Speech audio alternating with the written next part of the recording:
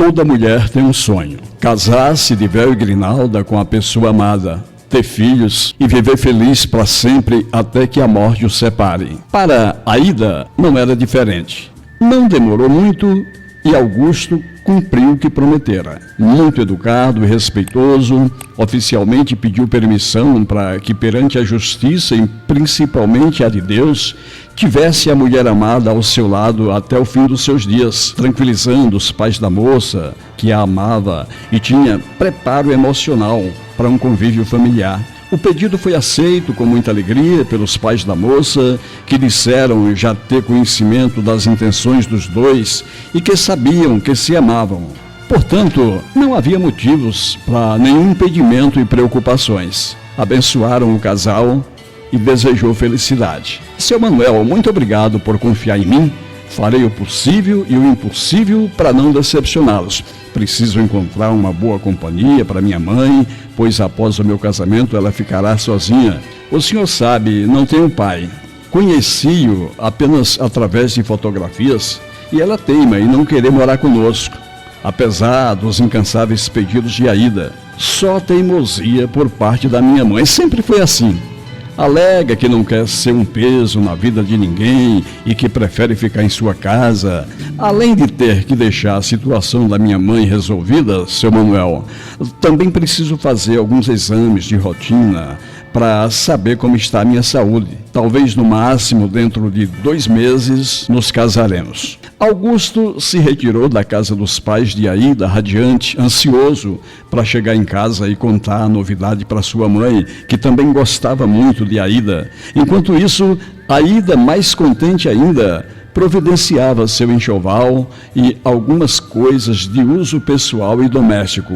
O tempo parecia não passar. Tanta era a ansiedade da noiva. Faltando uma semana apenas para o feliz acontecimento, seu Manuel encontrou com Augusto e percebeu certa estranheza no rapaz, o que forçou-o a perguntar-lhe: Augusto, é impressão minha ou você está meio abatido?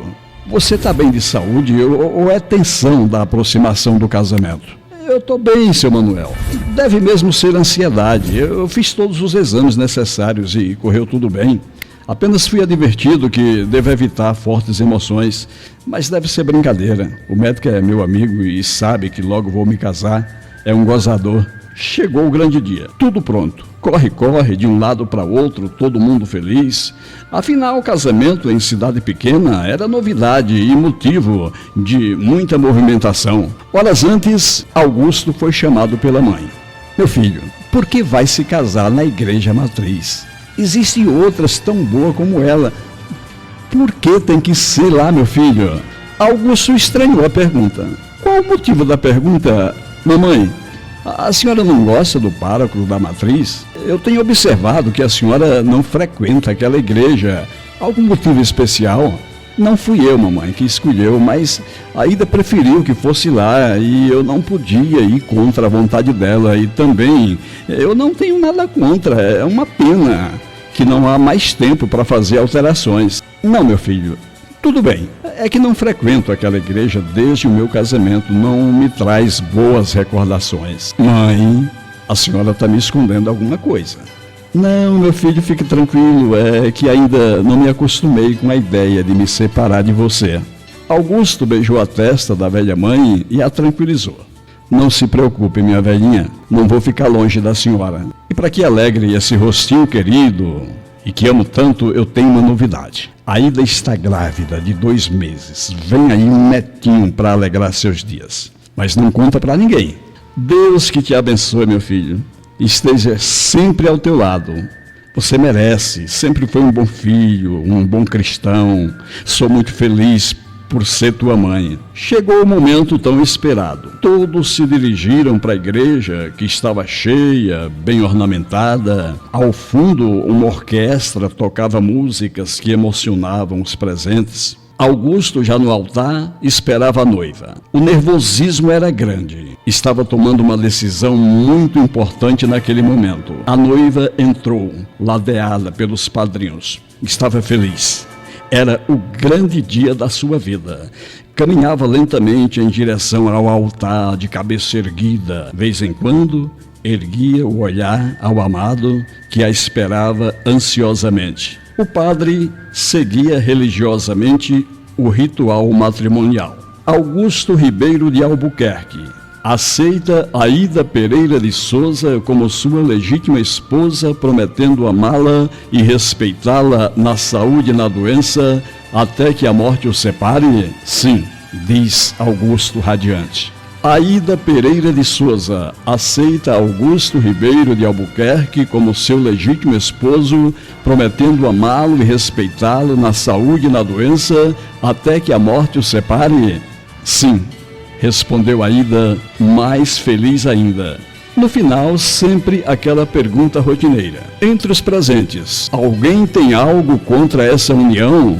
Se existe algum motivo, que se manifeste agora ou cale-se para sempre. De repente, uma voz, cheia de rancor, ecoou no ambiente.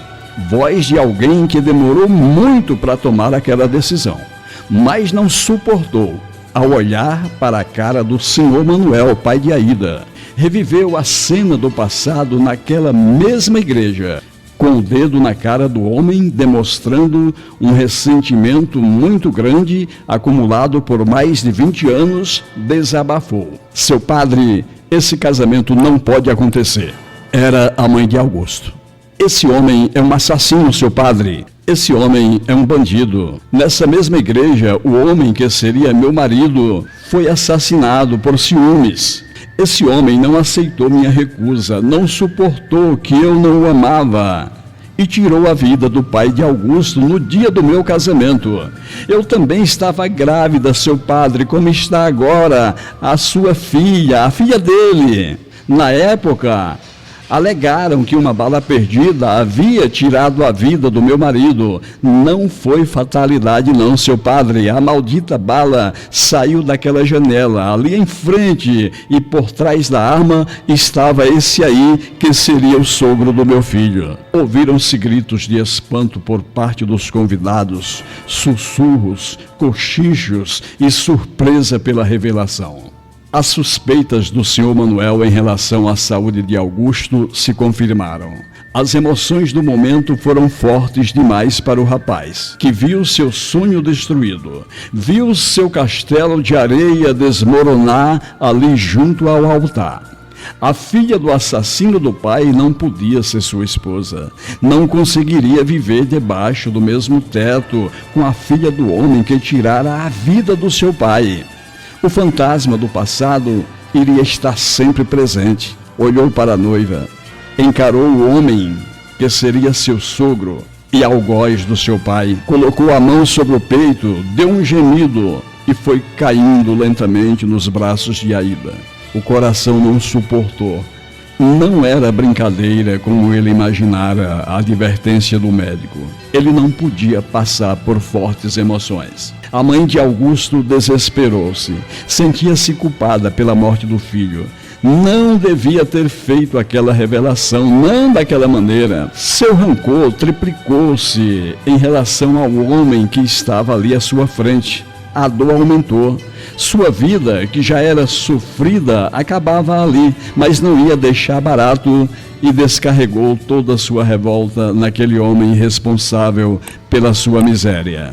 Seu Manuel, o senhor já causou muita miséria. Tirou a vida do meu esposo, causou a morte do meu filho, arruinou a vida da sua filha e a minha, porque para mim não tem mais sentido continuar vivendo. Seja homem e deixe de viver também. Um homem como o senhor não merece desfrutar do milagre da vida, se foi capaz de destruir a de tanta gente. Seu Manuel entendeu a mensagem e demonstrou que era mesmo um covarde.